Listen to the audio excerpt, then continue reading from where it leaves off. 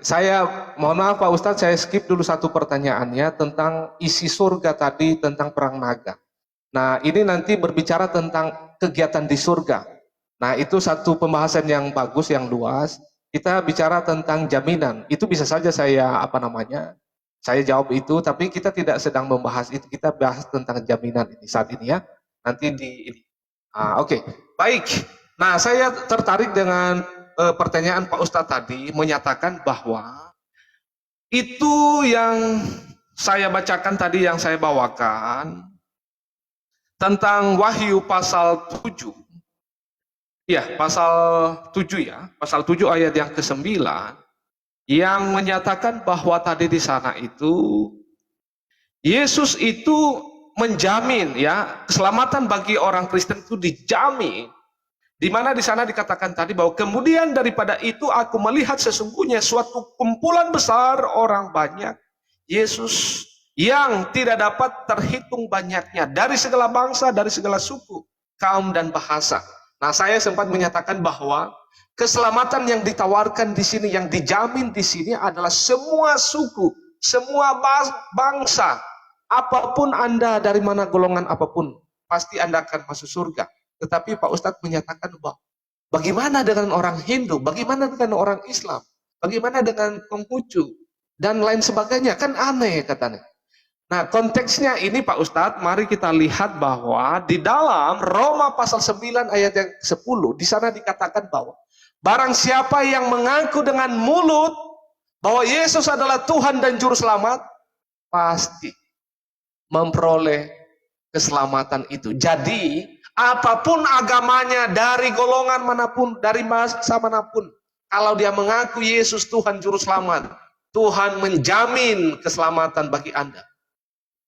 Tidak peduli latar belakang agama Anda. Tetapi kalau Anda mengaku seperti yang diungkapkan, yaitu di dalam Roma 9:10, barang siapa mengaku Yesus adalah Tuhan Juru Selamat, mengaku dengan mulut dan percaya di dalam hati, dia pasti dijamin masuk surga. Maka dari mana dan di mana ayat-ayat yang keluar dari mulut Yesus langsung tentang jaminan keselamatan?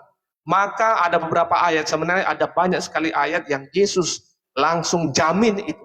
Misalnya apa Bapak Ibu? Misalnya adalah di dalam Yohanes pasal 3 ayat 16. Apa bunyinya? Karena begitu besar kasih Allah akan dunia ini, sehingga ia telah mengaruniakan anaknya yang tunggal supaya setiap orang yang percaya kepadanya tidak binasa, melainkan beroleh hidup yang kekal. Lagi-lagi ini adalah untuk semua orang. Maka pun Yesus berkata lagi di dalam Yohanes pasal 10 ayat yang ke-9, apa bunyinya? Akulah pintu. Barang siapa masuk melalui aku, ia akan selamat, dan ia akan masuk dan keluar dan menemukan padang rumput. Begitu indah, begitu damai sejahtera jika Anda percaya kepada Yesus. Satu tawaran ini jangan sia-siakan. Anda harus percaya Yesus. Yesus berkata, akulah pintu.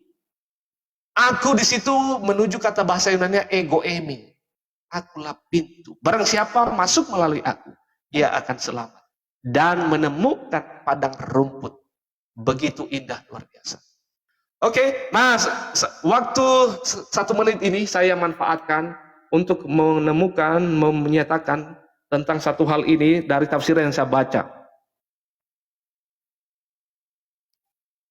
Nah, tadi Pak Ustadz menyatakan bahwa itu hanya untuk orang kafir, ayat itu. Tetapi ada satu tafsir yang saya baca Pak Ustadz, di sini dikatakan, hemat penulis, pendapat yang paling tepat adalah dalam arti melalui atau melewatinya, melewati sirat itu, artinya semua orang akan melewatinya, karena itu riwayat yang mengecualikan beberapa kelompok.